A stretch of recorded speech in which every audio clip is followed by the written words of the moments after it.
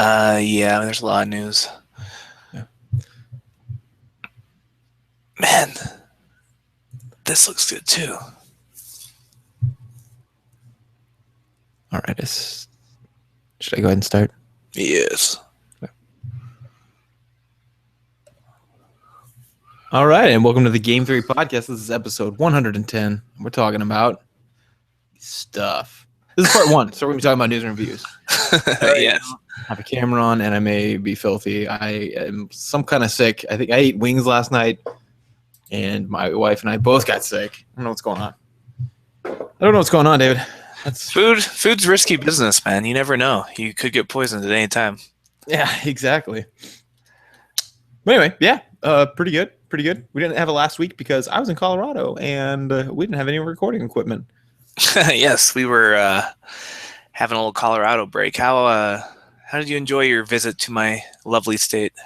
It's the best. It's always hard to talk about too because I was talking to one of my other friends, Bobby, and just today, and he was like, "I guess everybody's moving to Colorado at some point, seems like." And I was like, "Dude, just go visit." And he's like, "What is it? I mean, can you explain it?" I was like, "Not really.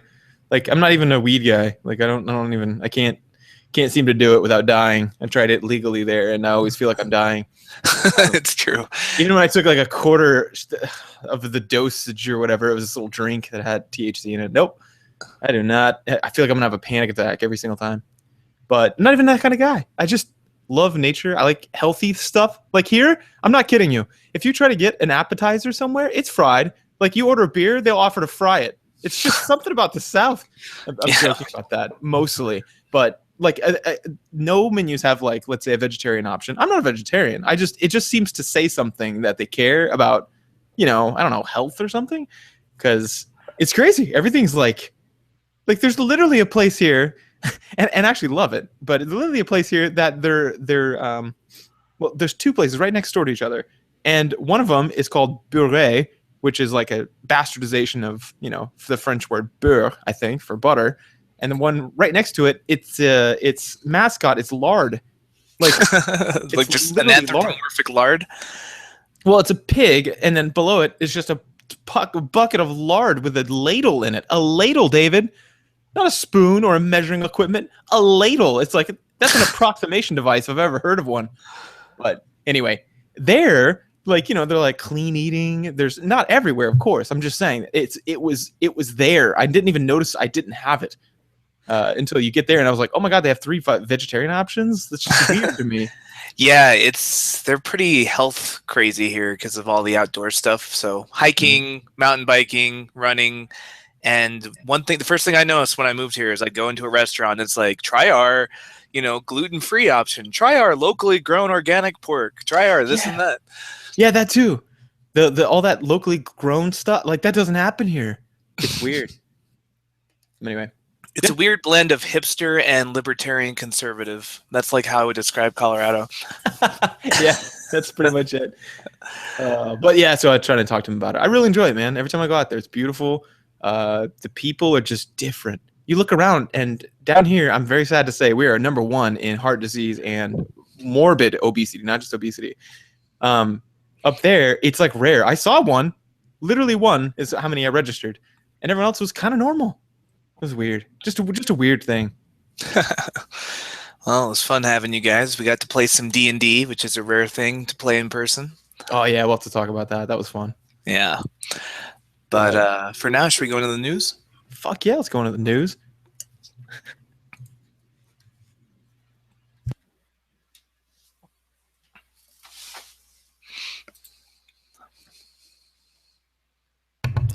All right, this is the news and review section. Hey, dude, there's a lot of news. Yeah, I'm going to focus my news on the latest Nintendo Direct that we've had from nice. November, a couple days ago. Oh, I think I know what you're talking about, my friend. A lot of things, a lot of newses. Well, hit me with the first news then. Newses? What's the Nieces?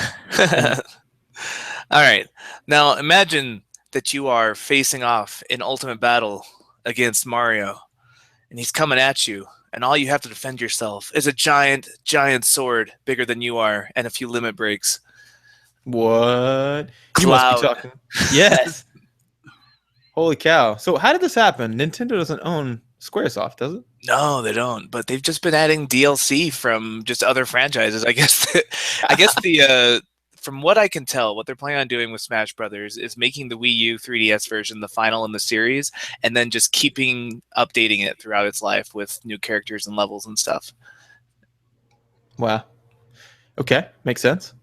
So Cloud joins Ryu as another third-party combatant, and one that was, and people have been fantasizing about this since the beginning of Smash Brothers. So it was kind of a big reveal. Yes, yeah, it's insane. Did you see this coming though? No, I just came out of the blue.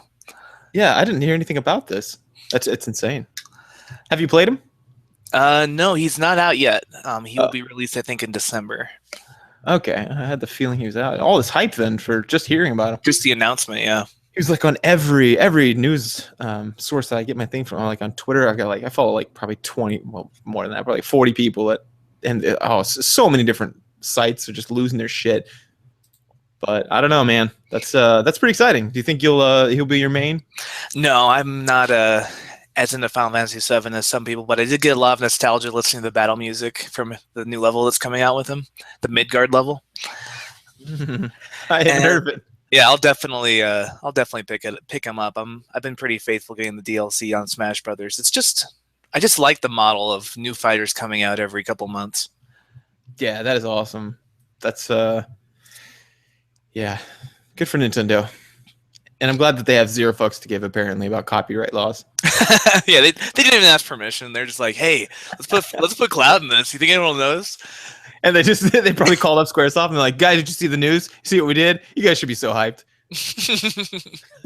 Remember that time you guys left to go to Sony and never came back? Yeah, well, now we took Cloud, so now who's winning? Like, you can't do that. That's illegal. They're like, yeah, but we're Nintendo. And they're like, yeah, good point. They just hang up. Fair enough. They're sad. They hire a guy to come and play a little sad violin. They send Wario over to like intimidate them. It's a nice place you got here, SquareSoft. It's a shame if something happened to it. He's all got brass knuckles on. Oh, but here's okay. So big news also, besides just this reveal, this character reveal, is something probably much bigger. Fallout 4 came out. And there's a lot of people playing this. I don't know if you've seen Twitch. It broke records on Twitch for how concurrent viewers. It had more than so there were over 240,000 viewers on streams featuring that game, which is far and above the last record. Yeah, and then they also had Fallout 4 released some numbers and said they had 440,000 concurrent Steam users, just Steam, right, actively playing the game at its peak. So just a lot of people playing this game. And then I don't know if you saw the thing from Pornhub. Did you hear about this? Yeah. But so I don't know why, but they've been releasing all this information recently. And one of them had to do with the time and the day of Fallout 4 coming out and how their views went way down, which suggests that a lot of young gentlemen, a lot of young males who are also gamers also delight themselves. Which is the creepiest way to say masturbate to delight themselves. I was trying to think of some euphemism, and I somehow made it worse. You aren't delighting yourself in there, are you? That's worse than abuse themselves. Which, oh man, we remember our college roommate. What was his name? Oh, Ryan. We had this fraternity, like the iconic fraternity guy. Actually, that was my roommate. I don't even think you had him. Yeah. No, yeah, he was there when we were in the it was like a dorm, but connected to something else. We shared a kitchen with him. He would say stuff like that. He would just be like, I'm gonna abuse my balls, and I was just like, wow, that's foul. It's like, go for it, bro. Okay. Anyway, what else? All right. In other news, and this got me kind of excited. We're way back in our Zelda episode when we ranked our favorite Zelda games. Mm-hmm. Well, one of the top ones was Twilight Princess, and they announced an HD version would be released for the Wii U coming up. Hey, that's nice. Yeah, it's good times. And not only that, but Mother 3 is coming out on the Wii U, but only in Japan so far, so mixed blessing there. What the fuck, Japan? We like JRPGs. Dude, Get we over liked it. Earthbound. We will play another Earthbound.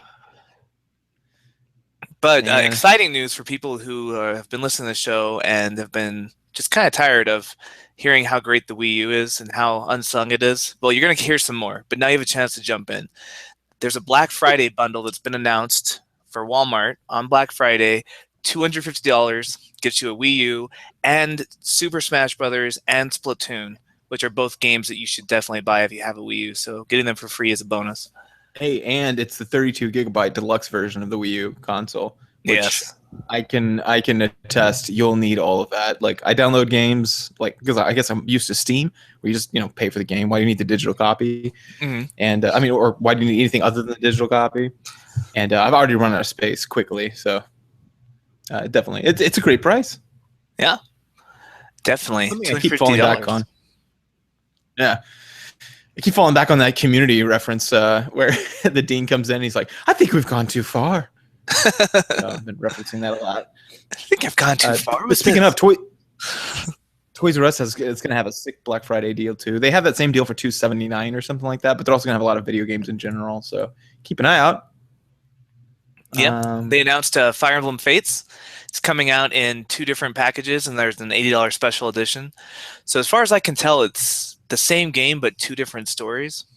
Kind of like a Pokemon Red and Blue or something, where same basic idea but different experiences when you buy them, and you can get one that comes with both of them together for like a special edition. So for those of you with a 3DS or a 2DS, definitely worth looking into. Yes. Also, hey, did you hear about this game that got released on Kickstarter, or the idea of a game? Friday the 13th. No. That's gonna be so cool. You get to play as Jason. It looks really fun. So like you have to like I think you could play as the camper too. Is there levels for that? Damn, I don't know. The big pitch was the fact that you get to like go around this camp. Man, what was it? Did you ever see that movie? The original? Camp Wanamachuga or something. Yeah, something like that. That one. You get to wander around there and do the Jason thing. A lot of people thought that would be fun. Who doesn't want to be Jason? Yeah. Let me see. Yeah, it does look like you'll be able to play the campers as well. Yeah, looks fun. Anyway, yeah, it's gonna be on all 3 systems: PlayStation 4, Xbox, Xbone, and Windows PC. So, not Wii U, unfortunately. My last bit sucks, of Nintendo news. One of the most common fan art themes of video games is Link, but as a female, gender bent Link. You see that a lot whenever you search for pictures of Link. You're going to see people are like, what if Link was a girl? Or sometimes, what if Zelda was a girl? And it's a picture of Link in a dress. But Nintendo has finally decided, hey, let's go with that. What if Link was a girl? And they have released Linkle. There's a female version of Link for Hyrule Warriors Legends. She's got 2 crossbows, 1 in each hand, and basically other than that, it's just Link, but a girl. So that's now canon. There's now a female Link. What? It's so weird. With the weirdest possible name. All right. That's great. Well, my last piece of news. How's my voice, by the way? My internet's been weird. We're late recording today. It's better than it was, so okay. Hopefully we'll have a smooth record. Yeah, if we have problems, man, I'm really sorry, audience. This has been a problem. I'll be out of here in like a year, so just please. Just stick with us for another long year of terrible internet. Hey guys, it's only going to be a year. Like if you're in a doctor's office, that's not what you want to hear. Anyway, so there's a game that I've wanted to play, and it's not on the Wii U, and it always makes me sad. And it's UFC. EA Sports has a UFC game they make, and it's very fun. You get to I get the whole football manager thing now because man, it's so fun. You get to manage your brands and stuff, and people will be like, "Oh, we want to pay you money," and but only if you do this. And if once you get more popular, you can put more brands, and you get to arrange them on your shorts and stuff, your fight shorts and your gear, your walkout shirt and stuff. And the more prominent you put the position, and the bigger it is, the more money you make for each fight. And I don't know what it is. I just love it, and I also love mixed martial arts. Anyway, UFC 2 is coming out. Still no. Talk about bringing it to the Wii U, unfortunately, or the PC. But they're trying to find the second person on the box. The first person is Ronda Rousey, which, for women empowerment is pretty good. Mhm. But I don't know if you heard, she just got wrecked. Yeah, I saw a gif of her getting kicked and punched repeatedly in the face. Dude, oh man, we actually we watched that one from home live, and like I was like striking my wife. It was a strange But not in because I like was an like, abusive what? way, just like in an angry way. Yeah, not just in a I need to get this out, bear through this with me Right. kind of thing. Just like Hey, standard shut up. healthy spouse behavior. Right, I'm a marital therapist. You can't question me, right? Um, It's true. no, you know how like you grab me and you're like, what is going on? Like I was doing that, and then like there was a time where I hit her leg. I was like, Amy, and I'm like, like she's not paying attention. She's paying attention. Obviously. Like she's watching, and also you just bruised her leg. I feel so bad. I didn't hit her hard. I feel like that's some kind of defense. Do you ever hit your wife? Yeah, not that hard. Not hard though. But, I'm not a monster. Yeah, it was insane. So if any other UFC fans out there, My I don't know, man. condolences. Although Crazy. some people were rooting for the other girl. Yeah, Apparently, she's awesome. she's the underdog now. Well, it's sort of like it's like seeing a legend fall. It's weird. It's like Michael Jordan, like just being wrecked. Imagine if he just went out and just got, I mean, not even lost, got wrecked by someone else. Yeah, Like just 2 rounds of wrecking, just wrecking balls. just a wrecking ball, right? Like Hannah Montana, all up in that. Right. Just swinging in and no clothes. Anyway, that was in the video. Yeah, She is one of these people. I saw this thing on crack.com that people who sexuality and think they're more sexual than they are. One of the guys was the guy from Maroon 5, Adam Levine. Is that right? The Adam guy, the guy who sings like this. And another one I would definitely put on there is her, Miley Cyrus. I just don't. Her face is like a kid kind of, and she's not ugly. It's just not. It's not sexual by any means. She's girl, like, and then her body's awkward, and then she like randomly tries to get half nude, and I'm like, just don't, please. It's like, ugh. It's like if your sister or something's like, I'm just gonna wear this revealing bikini. You're like, no, please don't do that. Gross. Please don't. Just go somewhere else and wear some more things. like Miley Cyrus just radiates an incest taboo, is what you're saying? She does. Yeah, that's what I'm saying. You heard it here, folks. Awesome. Anyway, it's the last of my big news. Besides the fact that Rise of the Tomb Raider, the new Tomb Raider game, looks fucking awesome, and we won't be able to play it for a while. Ugh. You win this round, Xbox One exclusive, release timed. Xbone. You know what? I'm going to bring up one more thing. It's not entirely game related, but it's really interesting. Shia LaBeouf. Have you heard about this? What he's doing right now? I've not cared about what Shia LaBeouf was doing since he was on the Disney Channel. Yeah, or he's not doing it right now. He was doing this a week ago or so. So between the last episode and this episode, he just went somewhere in New York and watched all of his films in reverse chronological order, and then put a camera up of his face. You can't even see the movies. It's just him. Him watching his own movies. Yeah, weird. That's it. There's other people behind him. Like he's eating popcorn. He eats a lot of popcorn. And there's 2 kind of popcorn eaters. I don't know if you've noticed this in life. You don't need one of these in your life, David. But one of them takes a piece of popcorn out, places it in their mouth, and crunches it, and then swallows it. And the other person just grabs fistfuls and shoves them all in their mouth at one time. You know what I'm talking about? Mm-hmm. These people, yeah, you definitely don't need the single popcorn eaters, is what I'm telling you, because I am a fistful kind of guy, and I'm glad to see Shia LaBeouf is as well. I don't know. I do not have any delicacies when it comes to putting the most amount of popcorn in and around my face. The point of popcorn is to have the fewest trips from the popcorn to your mouth. Yeah, that's it. Yes. See, we've got things figured out here on the Game Theory Podcast. Because you got a movie to watch, you can't be just constantly feeding yourself. You won't be efficient with those handfuls. Yeah, exactly. What am I, a hamster? I have to pack away my food or something? No, I'm gonna eat it all at once. All at once. Exactly. Nice. Well, we have a lot of gaming experiences to get caught up on since we missed last week, so why don't we cut off to that?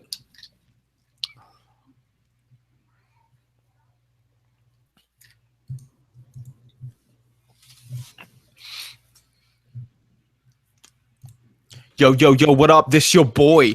And we're going to talk about game experiences. I don't think we have an urban appeal. Never mind. All right, I tried. Oh, well, good work. Thank you. So, game experiences. So much, David. So much. First of all, Dragon Age Inquisition. Still playing the shit out of that. I love it, man. You wanted feedback at some point about because you felt that it was disrespectful to your time, and it most certainly is. But I have no problem with side quests, even if something's in my way. Like, and I see it on my mini map, I'm like, no, and I just walk around it, and I've really enjoyed it. See, that's the difference. I have to do them. They're there, and they must be done. Nope, I've done all the. I'm doing all the inner circle ones. I've completed almost all of them. And one last thing I'm doing before I finish the game, because I'm just about to finish it, is I want to go kill all the dragons. So yeah, which is super easy if you are the class. Which specialist class did you go for? Fade Mage. Okay, Rift Mage. Yeah.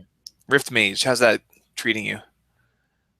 It's fun. Feels just like a mage, but a little more punch. Literally, because you get punching spells. Yeah, it's true. You get like the Big B's hand spells from D&D. Yeah. I just want them down. It's so fun to smash. There's a whole group of people, and they're just talking. They have no idea there's a Rift Mage anywhere near them. They're like cooking around a campfire, and all of a sudden, this huge force fist comes out of the air and just goes boom, and they're just all laying on the ground with broken backs, and they're all weak and slow. And then I just punch. Then you get to punch one person. You got to do like this force push punch where you hit them and they just go boom, and they go flying back, punch. which is exceptionally awesome when you're on a cliff or a mountain, and they just sounds fly. very satisfying. Yeah, it's fun. Which one did you go? I was the Eldritch Knight, whatever that's called, the Blade Mage. That's got to be it. That sounds cool.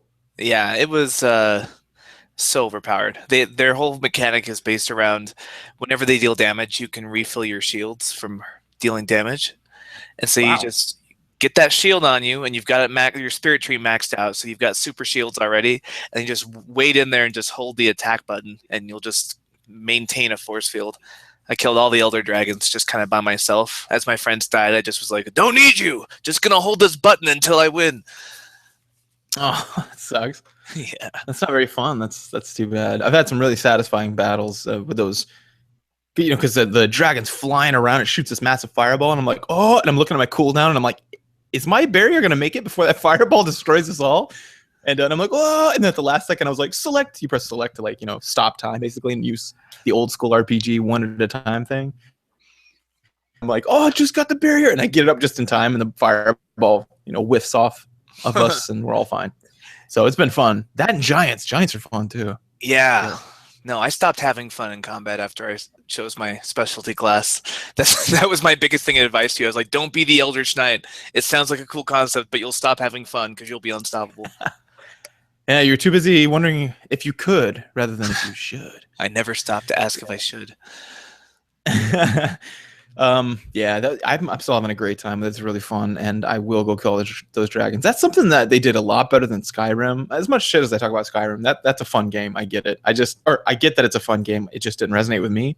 Mm-hmm. And the dragon combat was fun in that game, but I didn't realize how cool it could be. These dragons are all different. They do different things. They have different weaknesses, different abilities, different tactics, and holy shit, if there just isn't there's something already awesome about in Skyrim. Let's say you're running around and you see a dragon overhead.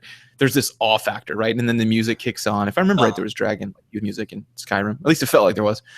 And then you have this fight. You're trying to get him down on the ground. You fight him. It was fun. It really was. But this one, no, there's nothing like it. It's flying overhead. It throws a couple fireballs at you and it retreats. And if you follow it to its lair, or wherever it is, then you run over there and you're like, oh, and it's like just waiting on you. It's like, slamming the ground and like, just like rocks are falling off of the cave walls next to you and it's like taunting you. And then you're like, fuck, let's do this. And then it has its own music and the Dragon Age music is so good. Oh man, I felt like, yeah, I said out loud, and Amy, because there's nothing I want to tell you, but hold on. I'm sitting on the couch and Amy's like, she was like, are you talking to anyone or just yourself? And I was like, just myself. Don't make me feel stupid. Because I was like, yeah, let's do this, bitch. And then I started running forward. I'm just alone in my living room. Amy's doing some dishes. Oh my God. This, bitch. You're like, what, me? The dishes? It was so inspiring at the time. And I'd never fought a dragon, my first one. But okay, that was the second thing I wanted to say. I bought that Steam Link. Do you know what Steam Link is? No. Oh, we've heard of Steam Control. Yes. Okay. Steam Link is the piece of hardware where, you hook it into your router, and you hook it into your TV, and it's a tiny little black box about the size of your hand, if you're open hand. And it's got a little Steam symbol on there, and then you plug in a controller, and you can play your games off of your computer in some other room. on your TV. Yeah, it's like console, tiny little hand-sized console, but all it does is stream your stuff. So it streams your commands and then it compresses the video data, and then so your computer still does all the processing, but it puts it on your TV. So it's essentially the best of both worlds. You get the cool PC, bonuses and all the things you like on there, like mods and PC gaming in general, but you can do it on your couch. So I got that. It just came out. It's $50, but I was like, I got to get that. That way I'm not locked away in a room. I can play out in the living room. Yeah, and it works. It works pretty well. It's better if it's plugged in, like, and not through Wi-Fi. But Wi-Fi, I'm playing it, and it's just fine. It has very few artifacting, which is like where there's a little blurriness whenever you turn fast or 1,000 things are happening at once. Mhm. But other than that, it works fine. It's crazy. So yeah, I suggest you get it, man. If you've got a good computer, a beast mode computer, and you want to play games in a different room, I mean, it's $50. It's not bad at all. Yeah. It works. It's not too shabby. Yeah. What about you? I'm playing Witcher 3, or as I like to call it, Gwent Tournament 3. Good Tournament 2015. Yes, that's basically how I play the game. It's like how Assassin's Creed was like Shanty Hunter Simulator. Yeah, exactly. I don't know what the storyline in Witcher 3 is, but the storyline from my Witcher 3 is this wandering card shark is traveling the land, taking on monster hunting jobs to be able to afford buying better cards. It's like a Magic the Gathering RPG for me, because I just walk into a room and I go, "Oh, I'm out of money. What do you have in the way of work?" And like, "We got to kill a griffin." I'm like, "I'll be back," and I come back later with a dead griffin. I'm like, How many cards does that give me? How many cards can I buy? Give me some booster packs. I want some rares. Gwent is so fun though. It's fun. And I'm just searching the land for any shopkeep I can find, because sometimes they'll play cards with you and give you like shitty cards if you win. I'm like, they're like, "You want to see my wares?" I'm like, "Yeah, what cards do you have for sale?" They're like, "We don't have any cards." It's like, "Oh, play me a game. I want to win your shitty card." You're like, "Yeah. Oh my God. Do you have any cards for sale?" He's like, No, of course not. I'm not going to sell. I've only got these cards. This is medieval times, right? Like, it's not like I can go to Walmart and pick up more. And you're like, "What if I play you and beat you?" And it's like, "I don't know, you wandering weirdo. I guess I'll give you one." You're like, "Yeah, good." And I'm going to do it wager once. 10 gold on the line because I'm so confident in my deck. 10 gold, yeah. You're like, "I got to pay for my horse ride to the next city to fuel my Gwent tournaments." It's all about the Gwent. Like, that's the only quest I care about. I'm like, why is this a secondary quest? It should be the main story. There's Same thing. I'm such a sucker for mini games, because Final Fantasy VIII, the triple triad, that's basically all I cared about. And then Final Fantasy X, when Blitzball happened, yes. I just stopped playing the game. It was Blitzball Manager. It was like a FIFA game at that point. I was just managing my team and like doing tournaments. Yeah, and you're moving places in the real game, but only to like go contract someone from like Hellbed or something. Like, "Oh, I want to get a new player. I guess I'll advance the storyline a little bit farther." Oh my gosh, yeah, I was the same way. But Gwent straight up is fun, man. It's a fun little game. Yeah, I'm playing the Northern group, Northern Army, and I've got the Siege Master leaders, so I stock up on siege cards and then double up their strength. So good. It's a fun game, and also sometimes I hunt monsters. Which is, some people, you need to do a review, submit it to like IGN or something as just the card game. So you can be like, "I don't know why there's this weird section. There's this weird mini game to Gwent where you have to run around and hunt monsters. It's kind of optional, but you can do it if you want to get gold to buy better cards. But there is an XP system tied to it, which is weird. It seems like that they spent a lot of time looking up the mini games on this Gwent simulator. No, right? That'd be hilarious. Oh my gosh! Like my review, I'm like, "Great strategy game, fun card collectibles. The only cons are if all you care about is Gwent, there's a lot of weird filler where you have to hunt monsters to get better cards. But beyond that, it's a really fun card game." Yeah, yeah. Oh my gosh! And there's a lot of talking in this Gwent game. It's really weird. A lot of path options. People will just want to have sex with you, which I thought was a weird touch for a card simulator. Not something I experienced at Pokemon Stadium. Yeah, in my experience as a Magic the Gathering champion at local card shops, that rarely, if ever, happens. Only once or twice for me. Yeah, just beautiful women throwing themselves on me. But yeah, that's a game that seems to respect my time, because I know whenever I wander off on a side quest, it's going to be a cool story. Like, it's going to feel like an episode of Supernatural just off on the side. plot twists and trying to figure out what the monster is so you could combat it. So it is fun. I do other things besides Gwent, but I'm most excited about collecting all the cards that exist in that world. Oh man, yeah, that is so fun. Other things we've been doing, we played some Dungeons and Dragons, which was In fun. person. Yeah, in person. It's been a while. That was it's pretty fun. 5th edition is still slow combat. Like nothing is gonna replace. I'm just burned on 4th edition. It's so fun. Like watching it, doing it, pulling shit out. It's just fun. Would you say 4th edition is your favorite edition of D&D? I don't know. I mean, 5th has its 3.5 is awesome, just awesome. 2nd was my baby. You know, that's what it grew up on. So, you know, 5th feels a lot like those. Mm-hmm. But it's just something about 4th, like having this. A lot of the work is done by them, so I get it. There's less customization and, you know, that kind of thing, and less like creativity. Kind of, if you play it that way. I don't know, man. Like, I guess with our mindset and the way we play the game, 4th edition is still great. I don't know. 5th has its advantages. It's really fun. It's free form. It doesn't feel like every fight has to be a perfect encounter, which I like. But there were just times where I was fading out of the combat. I was like, I don't know. I basic attack again. Oh, I missed. Okay, then I guess I do nothing. Like, it was just weird. Yeah, I don't know. I like the strategic options in 4th, but I don't like that each battle takes an hour, like minimum, to finish. We were able to get through a lot more story in 5th edition just because the battles were over in like 10 minutes sometimes. Yeah, and there's no so in 5th edition and 3.5 and 2, there's just this phase. So if you're a game designer, you don't want these times like chess, basically, or checkers. Checkers is a better example, where it's just a matter of mopping up. Like, once you get to a certain point, you're like, all right, now I'm just going to mop up and win the game. Or let's say the perfect example of this is Monopoly. You're getting to the point where nobody else wants to play the game, and the only person who wants to play is the guy who's winning. He's like, no, let's finish.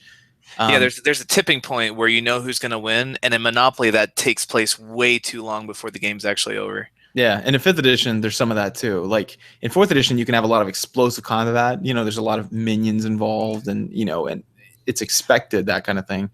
And you've got like and the thing I really missed was those moments of explosive combat. So one thing that I like that Blizzard does in Heroes of the Storm, they did this in Overwatch. You have ultimates, these things that can turn the tide of battle, and it adds this level of, oh man, do they have it or do they not? And when they do, you can completely turn the tide of battle. And there's none of that in 5th edition. In 4th, you're like, okay, I use it daily, and everyone's like, whoa, really? And you're like, yeah, I'm betting everything on this fight, right? Mm-hmm. There's none of that in 5th, so I just and if you miss, God forbid you miss on your round and you have nowhere to go, you're like, I'm still in front of this one bad guy, so guess I'm gonna stay here.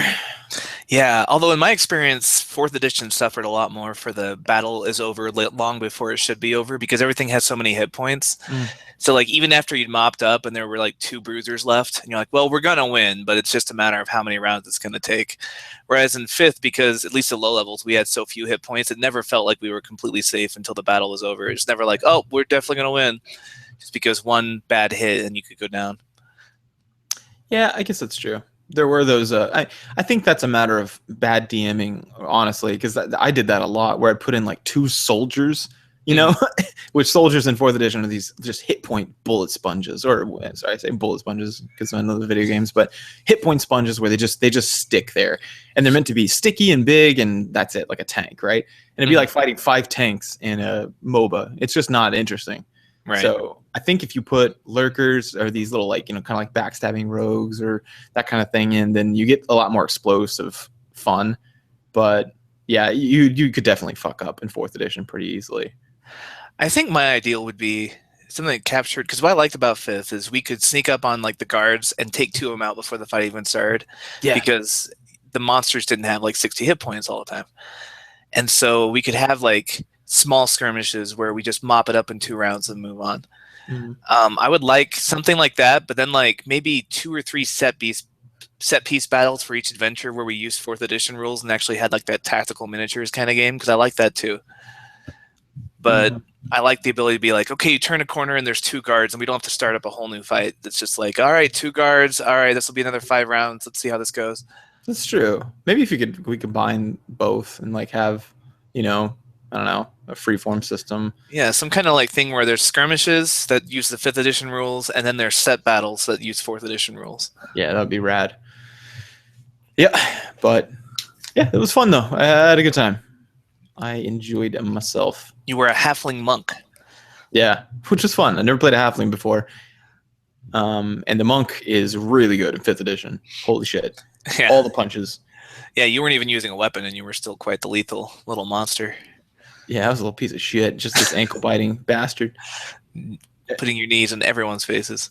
Everyone, I just need everyone. I wanted the Muay Thai guy. We saw that MMA fight live, and there was this one match where this Muay Thai guy just like wrecked the shit out of this. I felt bad. It's like I don't in combat sports. You take a beating, but it's part of it. You don't really mind. I mean, you do. It's not pleasant, but you know what you're getting into. But there's a level where it's like, dude, can we stop this? Because like the person is clearly just waiting to get knocked out, and that's not fun. So that guy, this Muay Thai guy, this Sagat, basically from Street Fighter 2, was just destroying this guy. And I was like, oh, look at all the knees, David. There's so many knees. Stop kneeing him, please. And so I was that guy. It was a halfling kneeing fest. And I was an Iberian swashbuckler named Salazar. Yeah. Just all like bad Spanish accent and one-liners and a rapier. That was fun. Yeah, good times. But yeah. Well, did I play anything else? Not really. No. Oh, I tried Overwatch for the first time. Oh yeah, what did you think? It was fun. It was like I'm not really a first-person shooter guy, so I doubt this will be something I play a lot. But I did like how much variety there was in the characters. Like every time you switch characters, like it's a whole new experience. Like my whole approach to the game's got to be different. Like I played what was her name? Pharaoh or something. Oh yeah, Pariah. Pariah, the Egyptian with the rocket launchers. So I was just blowing the shit out of everything, just kaboom. And I tried the Widowmaker for some sniper action, which is really hard to do in a first-person shooter when everyone's just running around spasmodically. It's hard to get those headshots, just because the mobility is so much higher in this game. But yeah, I think there's definitely some balance issues. It seems like Bastion is just ridiculous right now. Yeah. But overall, it was fun. Yeah, it's pretty good. The weird thing is they just announced that they're going to be selling it as a not as free to play. They're selling it at a box set, so like $40 for the PC version and $60 for the console. Don't know why, but they're doing that. And yeah, so their reasoning behind that is because people rapidly switch characters in game. It's very fluid, the team comp. So like if you get in, you build a good team, and it's different than a MOBA because when you get in, if you're like, oh shit, they're just straight up countering us because of whatever reason. Let's say their snipers are ridiculously good. Then you're like, all right, let's do a more sustainable slow push build so you can change in the middle of combat. And like free to play models don't quite lend themselves to that as well. I disagree, but I understand what is the idea. You spend $40 and you get all the characters, or you still have to buy the characters individually? No, you still get them. You get them all. Okay, it's just a one buy thing. Well, that's fine. I think I end up spending $40 on free to play game if I'm invested in it and I want to buy more characters. Yeah, and there's supposed to be 21 heroes at launch. And probably expansions at that point afterwards, I guess. But yeah, it's a strange throwback to us because they've been doing so well with free-to-play models. No one expected it. Wow. Well, sometimes I actually prefer just paying for something once and then having it. Yeah, exactly. Yeah, I think there's still a strong market for that. So anyway, yeah, good shit. Cool. Well, let's move on to our in-depth analysis. We are going to be talking about the video game nominees for this year's awards ceremonies. Yeah. I'm excited.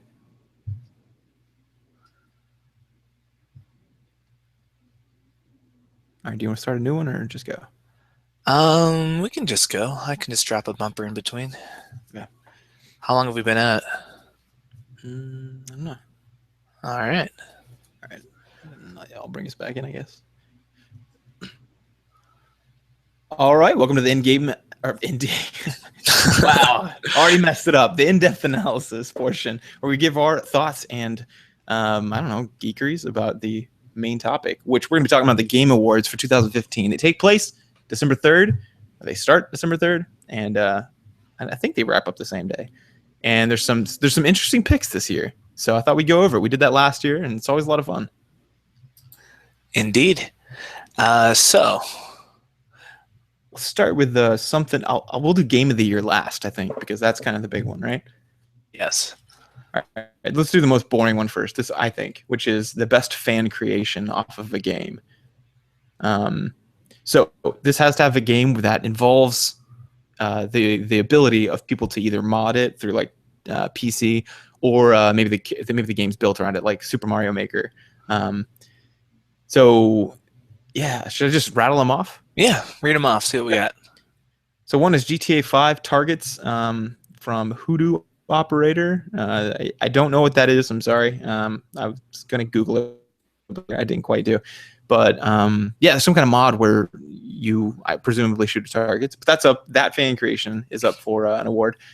So is the real GTA mod, which is a little suspect.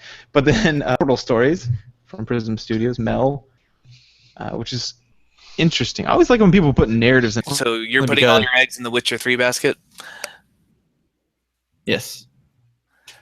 For me, probably Nintendo, just because the stuff they've come out with this year has been really fun. It's been a lot of different small games that have me more excited in total than Witcher 3 does by itself. Mm-hmm.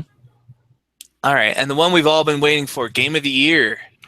Choices are Bloodborne, Fallout 4, Metal Gear Solid 5, The Phantom Pain, Super Mario Maker, and The Witcher 3, The Wild Hunt. And again,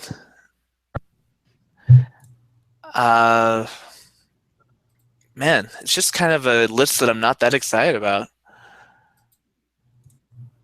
Yeah. So you're going with what, Fallout 4? Yeah, I'm gonna try Fallout 4. If it's anything like what I expect it to be. Yeah, I guess for me, The Witcher 3 would be my favorite personally of the games that are listed there. But cool. I am insanely swayed by fun mini games, so that's part of the problem. Mm-hmm. All right, well, let's move on to feedback because we're going to try and squeeze the last of the internet juices out before we lose Jeremiah entirely. It's one of the problems of a live show. You can't control what's happening. Yeah. But we did have some nominations for classical games that from our last episode, What Makes a Classic. Someone brought up Star Wars Knights of the Republic. That was Mark on the Facebook group. Wants to know if we would consider that a classic. And I don't know. I feel like it wasn't unique enough to really be a classic. It just felt like a port of the old 3.0 kind of Star Wars rules that they had for a while. The D20 Star Wars. It was one of the first games to have a really cool twist at the end, so that did break some new ground, but I don't know if it broke enough new ground for me to put it on my classics list, although it is considered by many to be one of the best RPGs ever made. Yeah.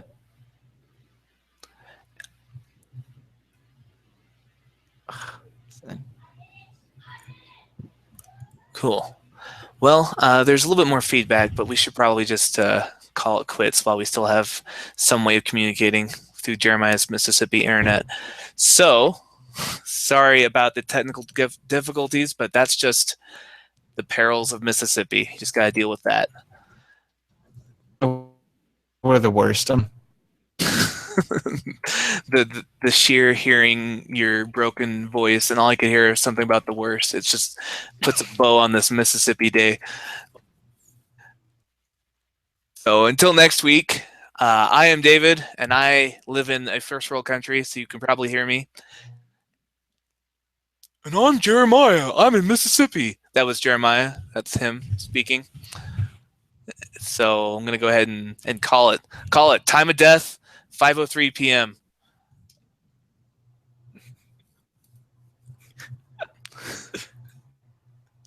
Hey, is that it? Yeah, I just called it. It's over. Oh God.